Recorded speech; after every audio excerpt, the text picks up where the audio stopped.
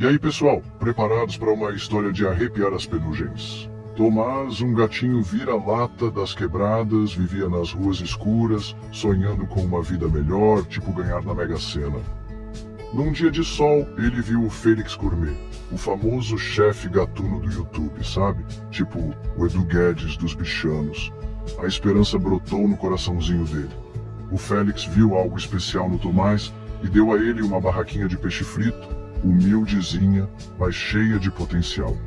Nervoso, mas com a garra de um flamenguista, em final de Libertadores, Tomás serviu seu primeiro cliente. O boca a boca rolou solto, e logo a barraquinha virou point, bombando mais que a praia de Copacabana no verão.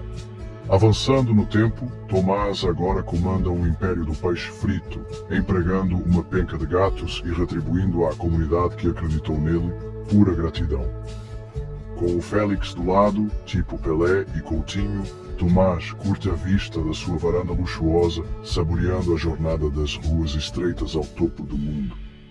Moral da história: acredite nos seus sonhos, porque sim, eles podem se realizar.